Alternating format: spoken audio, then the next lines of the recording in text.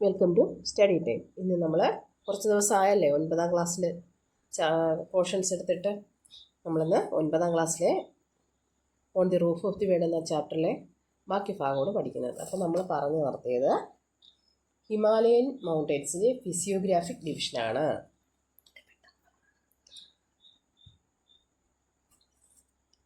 Trans ഹിമാലയത്തിൻ്റെ കിഴക്കായിട്ട്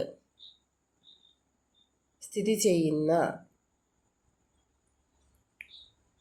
ഒരു പാരലലായിട്ടുള്ളൊരു മൗണ്ടൻ റേഞ്ചസ് ഉണ്ട്.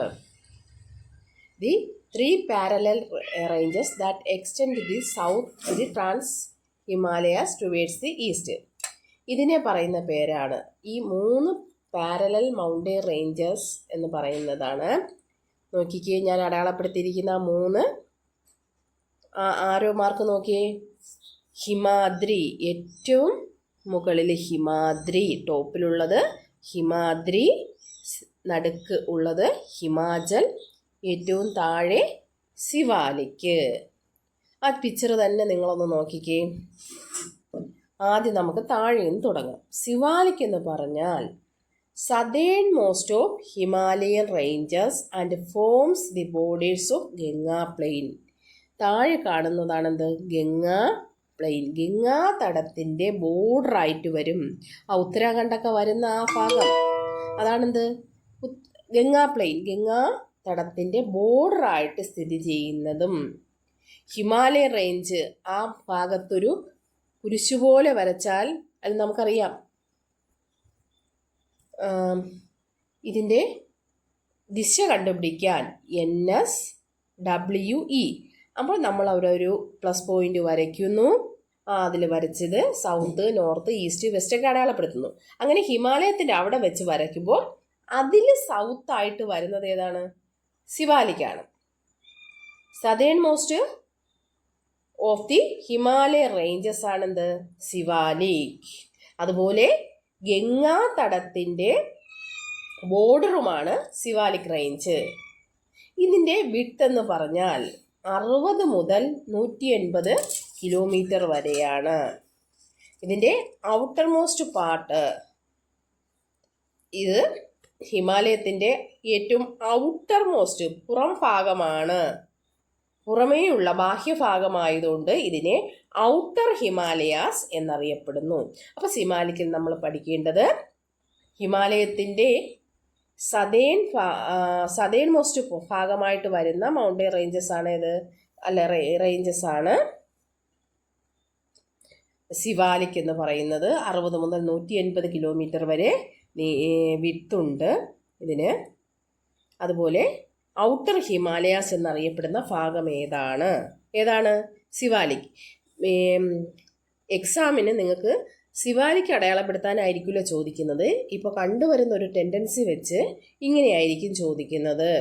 ഹിമാലയ റേഞ്ചസിൻ്റെ സദേൺ മോസ്റ്റ് പാർട്ടായിട്ടുള്ള ഗംഗാ പ്ലെയിന് ഒരു അതിരായി ബോർഡറായിട്ട് സ്ഥിതി ചെയ്യുന്ന മൗണ്ടൻ റേഞ്ചസ് ഏതാണ്? സിവാലിക് റേഞ്ചസ്. ആ ഫാക്ട് അറിഞ്ഞാൽ മാത്രമേ നമുക്ക് മാപ്പ് അടയാളപ്പെടുത്താൻ പറ്റൂ. അതുപോലെ അല്ലെങ്കിൽ ഇങ്ങനെ ചോദിക്കും, ഔട്ടർ ഹിമാലയസ് അടയാളപ്പെടുത്തുക. അപ്പോൾ ഔട്ടർ ഹിമാലയാസ് ഏതാണ്? സിവാലിക്കാണോ, ഹിമാദ്രിയാണോ, ഹിമാചലാണോ എന്നറിയാത്ത ഒരു കുട്ടിക്ക് അത് അടയാളപ്പെടുത്താൻ പറ്റത്തില്ല. അപ്പോൾ ഔട്ടർ ഹിമാലയാസ് അടയാളപ്പെടുത്താൻ പറഞ്ഞ ഏതാ? നിങ്ങൾ അടയാളപ്പെടുത്തുമല്ലോ. അപ്പോൾ ഔട്ടർ ഹിമാലയസ് എന്ന് പറഞ്ഞാൽ സിവാലിക്കാണ്. അത്രയും പോയിന്റുകൾ മനസ്സിലായല്ലോ. To the north of Siwaliks. സിവാലിക്കിൻ്റെ നോർത്ത്, സിവാലിക്കിൻ്റെ നേരെ നമ്മളൊരു പ്ലസ് ചിഹ്നം വരയ്ക്കുന്നു. അതിൻ്റെ നോർത്ത് എന്ന് പറഞ്ഞാൽ സിവാലിക്കിൻ്റെ ഏറ്റവും മുകളിൽ. ഈ സിവാലിക്കിൻ്റെ മുകളിലായിട്ട് കാണപ്പെടുന്നത് റേഞ്ചാണ് ഏത്? ഹിമാലയൻ മൗണ്ടൻ റേഞ്ചാണ്. With an average elevation ranging from 3500 മുതൽ 4500 മീറ്റർ വരെ സീ ലെവലിൽ നിന്ന്, സമുദ്രനിരപ്പിൽ നിന്ന് ഉയരമുള്ള ഭാഗമാണ്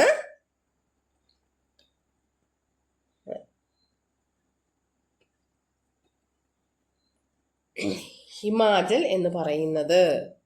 സിവാലിക്കിന് നോർത്തായിട്ട് കാണപ്പെടുന്ന ഭാഗമാണ് ഹിമാചൽ എന്ന് പറയുന്നത്. സമുദ്രനിരപ്പിൽ നിന്ന് 3500 മുതൽ 4500 മീറ്റർ, ശ്രദ്ധിക്കുക, കിലോമീറ്റർ അല്ല, മീറ്റർ ഉയരമുള്ള സ്ഥലമാണ് ഇത് ഹിമാചൽ എന്ന് പറയുന്നത്. ഇതിനെ അറിയപ്പെടുന്ന പേര്, this is known as lesser Himalaya and has width range from 60 to 80 kilometre. ഇത് ലെസ്സർ ഹിമാലയ എന്നറിയപ്പെടുന്നു. ഇതിനെ 60 മുതൽ 80 കിലോമീറ്റർ വരെ വിഡ്ത്തുണ്ട്. അപ്പോൾ ലെസ്സർ ഹിമാലയാസ് അടയാളപ്പെടുത്താൻ പറഞ്ഞാൽ ഏത് അടയാളപ്പെടുത്തും? ഹിമാചൽ അടയാളപ്പെടുത്തും. അത് നമുക്ക് കണക്ട് ചെയ്യാൻ ഹിമാചൽ എന്ന് പറയുന്നത് അവസാനിക്കുന്നത് എൽ എന്ന് പറയുന്ന ലെറ്ററിലാണ്. ഈ എൽ എന്ന് പറയുന്ന ലെറ്ററിലാണ് ലെസ്സർ ഹിമാലയാസ് എന്ന് പറയുന്ന വേർഡ് തുടങ്ങുന്നത്. അത് നമുക്ക് അങ്ങനെ കണക്ട് ചെയ്തൂടെ? കണക്ട് ചെയ്യാം. അടുത്തത് Himadri, which is also known as the greater Himalayas. ഏറ്റവും മുകളിലായിട്ടുള്ള ഭാഗമാണ് ഏത്? ഹിമാദ്രി. ആ ഓർഡർ പഠിച്ചു വയ്ക്കുക. ഹിമാദ്രി, ഹിമാചൽ, സിവാലിക്. നടുക്ക് കിടക്കുന്നതാണെന്ത്? ലെസ്സർ ഹിമാലയാസ് അല്ലെങ്കിൽ Himachal. Himadri, which is also known as greater Himalayas or the inner Himalayas. Greater Himalayas എന്നും വിളിക്കും, വലിയ ഭാഗം എന്നും വിളിക്കും, അല്ലെങ്കിൽ ഇന്നർ ഭാഗം. ഇന്നർ ഹിമാലയാസ്, ഹിമാലയത്തിന്റെ ഇന്നറിലല്ലേ, ഹിമാലയത്തിന്റെ ഇന്നറായിട്ട് കിടക്കുന്ന ഭാഗമല്ലേ ഹിമാദ്രി എന്നും വിളിക്കും. ഇതിന്റെ ആവറേജ് എലിവേഷൻ എന്ന് പറഞ്ഞാൽ 6100 മീറ്റർ സമുദ്രനിരപ്പിൽ നിന്നും 6100 മീറ്റർ വരെയാണ്. 6100 മീറ്ററിൽ കൂടുതലാണ്. ഇത് വിഡ്ത്ത് എന്ന് പറഞ്ഞാൽ 25 കിലോമീറ്റർ ആണ്. These are snow clad mountains. ഇത് മഞ്ഞുമൂടിയ മൗണ്ടൻസ് ആണ് ഇവിടെ കൂടുതലും കാണപ്പെടുന്നത്. കൂടുതലും ലോകത്തിലെ worlds highest peaks R situated in this ranges. ഈ ലോകത്തിലെ ഏറ്റവും ഉയരമുള്ള പീക്കുകൾ, കൊടുമുടികളെല്ലാം കാണപ്പെടുന്ന ഭാഗം ഏതാണ്? ഹിമാദ്രി. അപ്പോൾ മഞ്ഞുമൂടി കിടക്കുന്ന ഹിമാദ്രിയാണ് ഏറ്റവും മുകൾ ഭാഗത്ത് ഉള്ളത്. അതിനെ ഗ്രേറ്റർ ഹിമാലയം എന്നും അല്ലെങ്കിൽ ഇന്നർ ഹിമാലയം എന്നും വിളിക്കുന്നു. അപ്പോൾ ഞാൻ വേറൊരു ക്വസ്റ്റ്യൻ ചോദിക്കട്ടെ. ലെസ്സർ ഹിമാലയം എന്ന് പറഞ്ഞാൽ ഏതാ? ഹിമാചൽ. അതുപോലെ ഔട്ടർ ഹിമാലയം എന്ന് പറഞ്ഞാൽ സിവാലിക്. ഇത് മൂന്നും ഓർത്ത് വെക്കുക. ഇത് മാറിപ്പോകാതെ ഇന്ന് തന്നെ പഠിക്കുക. നോട്ട് തരുമ്പോൾ നിങ്ങൾക്ക് ഞാൻ ഓൺ വേർഡ് ക്വസ്റ്റ്യൻ ആയിട്ട് തരാം. നിങ്ങൾ ടെക്സ്റ്റ് വായിച്ച് പഠിക്കുന്നതാണ് ഏറ്റവും നല്ലത്. ഇനി ടെക്ടോണിക് പ്ലേറ്റ്സ് എന്താണ്? ടെക്ടോണിക് ഫലകങ്ങൾ എന്ന് നോക്കാം. Lithospheric plate include the crust and the upper mantle. ശിലാമണ്ഡലം ലിത്തോസ്ഫെറിക് പ്ലേറ്റ് എന്ന് പറഞ്ഞാൽ ക്രസ്റ്റും അപ്പർ മാൻഡിൽ, ക്രസ്റ്റ് എന്ന് പറഞ്ഞാൽ ഭൂവൽക്കവും മാൻഡിലിന്റെ അപ്പർ പാർട്ടും ഉപരിഭാഗവും ചേർന്നതാണ് ലിത്തോസ്ഫെറിക് പ്ലേറ്റ്. ഈ lithosphere consist of fragments of varying sizes. Portions of such lithospheric parts, each with thousands of kilometers of width and nearly 100 kilometers thickness, are known as lithospheric plate. പലതരത്തിലുള്ള പല സൈസിലുള്ള portions, പല നീളത്തിലും വീതിയിലുമുള്ള പല രീതിയിലുള്ള ശിലാ ഫലകങ്ങൾ ചേർന്നതാണ് lithospheric parts. ശിലാ മണ്ഡലങ്ങൾ ചേർന്നതാണ് ഇത് ഈ ലിത്തോസ്ഫെറിക് പ്ലേറ്റ് എന്ന് പറയുന്നത്. ഈ ലിത്തോസ്ഫെറിക് പ്ലേറ്റ്സ് എന്ന് പറഞ്ഞാൽ തൗസൻഡ്സ് ഓഫ് കിലോമീറ്റർ വിഡ്ത്തും 100 കിലോമീറ്റർ തിക്നെസ്സും കട്ടിയുമുള്ള ഫലകങ്ങളാണ് ലിത്തോസ്ഫെറിക് പ്ലേറ്റുകൾ. ഇവ കോണ്ടിനെന്റൽ പോർഷൻസും ഓഷൻ ബോട്ടവും ഒരുമിച്ച് ചേർന്നതാണ്. അതായത് കടൽത്തറകളും വൻതരകളും ചേർന്ന ഒരു ഭാഗമാണ് ഇത് ശിലാമണ്ഡലം എന്ന് പറയുന്നത്. Origin of the Himalayas. ഇനി എങ്ങനെയാണ് ഹിമാലയം രൂപപ്പെട്ടതെന്ന് നമുക്ക് നോക്കാം. ഹിമാലയസ് എന്തുകൊണ്ടാണ് വീണ്ടും വീണ്ടും വളർന്നുകൊണ്ടിരിക്കുന്നത്, അല്ലെങ്കിൽ വീണ്ടും ഉയരം ഏറിയതാവുന്നത്? നമ്മൾ നോക്കുമ്പോൾ ഹിമാലയത്തിന് ഉയരം കൂടുതൽ, ഓരോ വർഷം കഴിയുന്തോറും എന്ത് ചെയ്യുന്നു? ഉയരം കൂടിക്കൊണ്ട് ഇരിക്കുകയാണെന്നാണ് ശാസ്ത്രജ്ഞന്മാർ പറയുന്നത്. This is due to plate tectonic. ഇത് ഹിമാലയത്തിന് ഇങ്ങനെ ഉയരം കൂടുന്നത് ടെക്ടോണിക് ഫലകങ്ങളുടെ ചലനം മൂലമാണ്. അപ്പോൾ ഹിമാലയം എന്തുകൊണ്ടാണ് ഇങ്ങനെ ഉയരം കൂടി വരുന്നത്? ഇത് പ്ലേറ്റ് ടെക്ടോണിക് ഫലകങ്ങളുടെ ചലന നിമിത്തമാണ്. ഇനി എങ്ങനെയാണ് ടെക്ടോണിക് ഫലകങ്ങൾ ചലിക്കുന്നതെന്ന് നോക്കാം. Tectonic plates are the crustal rock blocks of continental and oceanic parts. Continental എന്ന് പറഞ്ഞാൽ ഫലകങ്ങളും വൻകര ഭാഗങ്ങളും, ഓഷ്യാനിക് പാർട്സ് എന്ന് പറഞ്ഞാൽ കടൽത്തറ ഭാഗങ്ങളും വൻകര ഭാഗങ്ങളും ചേർന്ന ക്രസ്റ്റൽ റോക്ക് ബ്ലോക്ക് ആണെന്ത് ടെക്ടോണിക് പ്ലേറ്റുകൾ. Asthenosphere is the zone beneath the lithosphere where the rocks are molten and are in semi-plastic state due to the high temperature. Asthenosphere എന്ന് പറഞ്ഞാൽ ലിത്തോസ്ഫിയറിന് താഴെ ശിലകൾ, അതായത് റോക്കുകൾ മോൾട്ടൺ രീതിയിലാണ്, അതായത് ഹാഫ് മോൾട്ടൺ. ഖരാവസ്ഥയിലാണോന്ന് ചോദിച്ചാൽ അതുമല്ല, എന്നാൽ ദ്രാവകമാണോ എന്ന് ചോദിച്ചാൽ അതുമല്ല. അങ്ങനെ ഒരു ഹാഫ് ആയിട്ടുള്ള ദ്രാവകാവസ്ഥയിൽ, അർദ്ധ ദ്രാവകാവസ്ഥയിലാണ് ലിത്തോസ്ഫിയറിന് താഴെ ഈ ഹൈ ടെമ്പറേച്ചർ നിമിത്തം അർദ്ധ ഖരാവസ്ഥയിലുള്ള ശിലാഭാഗങ്ങളെയാണ് അസ്തനോസ്ഫിയർ എന്ന് വിളിക്കുന്നത്. അപ്പോൾ ലിത്തോസ്ഫിയറിന് താഴെ ശിലകൾ ഹൈ ടെമ്പറേച്ചർ നിമിത്തം അർദ്ധ സെമി പ്ലാസ്റ്റിക് സ്ലേറ്റിൽ അർദ്ധ ദ്രാവകാവസ്ഥയിൽ സ്ഥിതി ചെയ്യുന്ന ഭാഗമാണ് അസ്തനോസ്ഫിയർ. ഖരാവസ്ഥ അത് ശിലയാണോ എന്ന് വെച്ചാൽ, പാറ പോലെയാണോ എന്ന് വെച്ചാൽ അല്ല, എന്നാൽ വെള്ളം പോലെയാണോ എന്ന് ചോദിച്ചാൽ അല്ല. ഇത് രണ്ടിനും ഇടയ്ക്കൊരു ചെളി പോലെ എന്ന് വേണമെങ്കിൽ നമുക്ക് പറയാം. ഒരു ദ്രാവകവും അല്ല ഖരവും അല്ലാത്ത ഒരു അർദ്ധ ദ്രാവക അവസ്ഥയിൽ സ്ഥിതി ചെയ്യുന്ന ഭാഗമാണേത് അസ്തനോസ്ഫിയർ എന്ന് പറയുന്നത്. ഇതിന് കാരണം എന്താ? ഹൈ ടെമ്പറേച്ചർ ആണ്. The tectonic plates move very slowly above the asthenosphere. ഈ അസ്തനോസ്ഫിയറിന് മുകളിലൂടെ ഈ ടെക്ടോണിക് ഫലകങ്ങൾ എന്ത് ചെയ്യുന്നു? വൻകരാഭാഗങ്ങളും ഉണ്ട്, കടൽത്തറ ഭാഗങ്ങളും ഉണ്ട്. ഇവ ഇങ്ങനെ വളരെ സ്ലോ ആയിട്ട് സഞ്ചരിച്ചു കൊണ്ടിരിക്കുന്നു.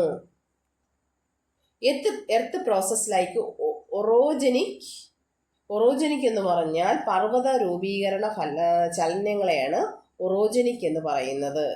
Earth process like orogenic are active along the plate boundaries. ഈ ഫലകങ്ങളുടെ അതിരുകളിൽ ആക്റ്റീവായിട്ട് ഒറോജനിക് പ്രോസസ്സുകൾ നടക്കുന്നുണ്ട്. ഒറോജനിക് എന്ന് പറഞ്ഞാൽ പർവ്വത രൂപീകരണ പ്രക്രിയകൾ നടക്കുന്നുണ്ട്. There are 3 types of plate boundaries. 3 തരത്തിലുള്ള ഫലക അതിരുകളുണ്ട്. ഒന്ന് കൺവർജൻ ബൗണ്ടറീസ്. ഫിഗർ 1.3 എ നോക്കിക്കേ. കൺവർജന്റ് ബൗണ്ടറി, സംയോജന അതിരുകൾ എന്ന് മലയാളത്തിൽ പറയും. അടുത്തത് ഡൈവർജന്റ് ബൗണ്ടറി, വിയോജന അതിരുകൾ. മൂന്നാമത്തത് ട്രാൻസ്ഫോം ബൗണ്ടറീസ്, ഛേദക അതിരുകൾ ബൗണ്ടറി എന്ന് പറയും. ഒന്ന് കൺവർജന്റ് ബൗണ്ടറി, മറ്റൊന്ന് ഡൈവർജന്റ്, മൂന്നാമത്തത് ട്രാൻസ്ഫോം ബൗണ്ടറി. ആ പിക്ചർ നോക്കുമ്പോൾ തന്നെ അറിയാം എന്താ കൺവർജന്റ് ബൗണ്ടറി എന്ന് പറഞ്ഞാൽ 2 ഫലകങ്ങൾ തമ്മിൽ അടുത്തടുത്ത് വരുന്നതാണ് convergent boundary. Boundaries where plates move towards each other. പരസ്പരം അടുത്തടുത്ത് വരുന്നതാണ് പ്ലേറ്റ്സുകൾ. ടെക്ടോണിക് പ്ലേറ്റ്സുകൾ അടുത്തടുത്ത് വരുന്ന അതിരുകളാണെന്ത്? Convergent boundary. അടുത്തത് ഡൈവർജന്റ് ബൗണ്ടറി. ഡൈവർജന്റ് ബൗണ്ടറി എന്ന് പറഞ്ഞാൽ ബൗണ്ടറീസ് തമ്മിൽ എന്ത് ചെയ്യുന്നു? പ്ലേറ്റുകൾ പരസ്പരം അകന്നകന്ന് പോകുന്നതാണ് ഡൈവർജന്റ് ബൗണ്ടറി. മറ്റൊന്ന് transform boundary. Boundaries where plates slide pass each other. ഒന്നിനു മീതെ ഒന്നായിട്ട് ഇങ്ങനെ എന്ത് ചെയ്യുന്നു? ഛേദിച്ചുകൊണ്ട് തമ്മിൽ കൂട്ടിമുട്ടിയിട്ട് ഒന്നിനു മീതെ ഒന്ന് ഇങ്ങനെ കയറാനായിട്ട് ശ്രമിക്കുന്നു. Rock layers along the convergent boundary get folded due to the compression of lithospheric plate. This leads to the formation of fold mountain. ഈ ഫോൾഡ് മൗണ്ടെയിൻ ഏത് ചലനം മൂലമാണ് ഉണ്ടാകുന്നത് എന്ന് നോക്കാം. റോക്ക് ലേയേഴ്സ്, കൺവർജന്റ് ബൗണ്ടറിയിലുള്ള റോക്ക് ലേയേഴ്സ് ഇവ എന്ത് ചെയ്യുന്നു? ഫോൾഡ് ചെയ്യപ്പെടുന്നു, ഉയർത്തപ്പെടുന്നു അല്ലെങ്കിൽ വലനം ചെയ്യപ്പെടുന്നു. ലിത്തോസ്ഫെറിക് പ്ലേറ്റിന്റെ കംപ്രഷൻ നിമിത്തം, മർദ്ദം നിമിത്തം ഇവ അടുത്തടുത്ത് വരികയല്ലേ, രണ്ട് പ്ലേറ്റുകൾ അടുത്തടുത്ത് വരുമ്പോൾ അവിടെ എന്ത് ചെയ്യുന്നു? കംപ്രഷൻ വരുന്നു. അപ്പോൾ അതിനിടയിലുള്ള ഭാഗം എന്ത് ചെയ്യുന്നു? മുകളിലോട്ട് ഉയർത്തപ്പെടുന്നു. അങ്ങനെയാണ് ഫോൾഡ് മൗണ്ടെയിൻസ് രൂപം കൊള്ളുന്നത്. അപ്പോൾ ഹിമാലയൻ രൂപം കൊണ്ടത് ഏതാ? Convergent. Rock layers along the convergent boundary get folded due to the compression of lithosphere plates. This leads to the formation of fold mountain. Fold mountain രൂപം കൊള്ളുന്നത് എങ്ങനെയാണെന്ന് പറയുന്നത്. Rock layers along the convergent boundary. Convergent ബൗണ്ടറിയിലുള്ള rock layers ഇവ തമ്മിൽ അടുത്തടുത്ത് വരുമ്പോൾ എന്ത് ചെയ്യുന്നു? ഫോൾഡ് ചെയ്യപ്പെടുന്നു, ഉയർത്തപ്പെടുന്നു. അങ്ങനെ ഇതിൻ്റെ ഇടയ്ക്കുള്ള ഭാഗം ഉയർന്നു വന്നാണെന്ത്? മടക്ക് പർവ്വതങ്ങൾ രൂപം കൊള്ളുന്നത് അല്ലെങ്കിൽ ഫോൾഡ് മൗണ്ടെയിൻസ് രൂപം കൊള്ളുന്നത്. The Indian plate which includes the peninsular India and the Australian continent was located in the southern hemisphere about 150 to 160 million years ago. Peninsular Indian ഉപദ്വീപും ഓസ്ട്രേലിയൻ കോണ്ടിനെൻറ്റും ഉൾപ്പെടുന്ന ഇന്ത്യൻ പ്ലേറ്റ് സദേൺ ഹെമിസ്ഫിയറിലാണ്, ദക്ഷിണാർദ്ധ ഗോളത്തിലാണ്, southern ഹെമിസ്ഫിയറിലാണ് ഏകദേശം 150-160 മില്യൺ വർഷങ്ങൾക്ക് മുമ്പ് സ്ഥിതി ചെയ്യുന്നത്. എന്നാൽ as it moved northwards and came close to the Eurasian plate, this seabed situated between the two land masses started uplifting. This is how the Himalayas were formed. ഇനി എങ്ങനെയാണ് ഹിമാലയ രൂപം കൊണ്ടുള്ളതെന്ന് പറയുന്നത്. അപ്പോൾ ഇന്ത്യൻ പ്ലേറ്റ് ഏതൊക്കെ ഭാഗങ്ങൾ ഉൾക്കൊള്ളുന്നതാണ്? പെനിൻസുലർ ഇന്ത്യയും Australian കോണ്ടിനെൻറ്റും ഉൾപ്പെടുന്നതാണ് ഇന്ത്യൻ പ്ലേറ്റ്. ഇത് സദേൺ ഹെമിസ്ഫിയറിലായിരുന്നു. ഏകദേശം 150-160 മില്യൺ വർഷങ്ങൾക്ക് മുമ്പ് ഒരു സദേൺ ഹെമിസ്ഫിയറിലായിരുന്നു.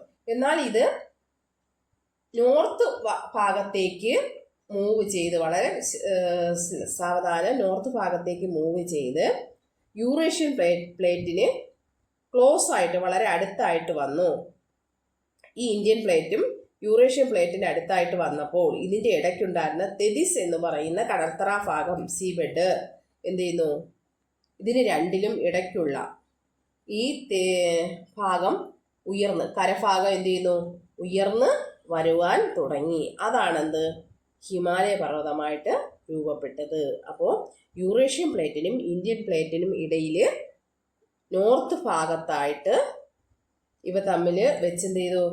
അടുത്ത് വരാൻ തുടങ്ങിയപ്പോൾ ഇതിൻ്റെ ഇടയിലുള്ള ഭാഗം കംപ്രഷൻ നിമിത്തം ഉയർന്നു വരികയും അങ്ങനെയാണ് ഹിമാലയ പർവ്വതം രൂപം കൊണ്ടതെന്നുമാണ് ശാസ്ത്രജ്ഞന്മാർ പറഞ്ഞിട്ടുള്ളത്. ഇനി ഹിമാലയ പർവ്വതം എങ്ങനെ രൂപം കൊണ്ടു? How the Himalayas were formed എന്ന് ചോദിച്ചാൽ ഈ രണ്ട് ഭാഗവും എഴുതണം. അല്ലെങ്കിൽ ഈ രണ്ടാമത്തെ ഭാഗം 2 മാർക്കിനോ 3 മാർക്കിനോ ആണെങ്കിൽ രണ്ടാമത്തെ ഭാഗം മാത്രം എഴുതിയാൽ മതി. അല്ലെങ്കിൽ 5 മാർക്കിനാണെങ്കിൽ റോക്ക് ലേയേഴ്സ് തൊട്ട് എഴുതണം. അപ്പോൾ ഇന്ന് ഇത്രയും മതി. ഓക്കെ.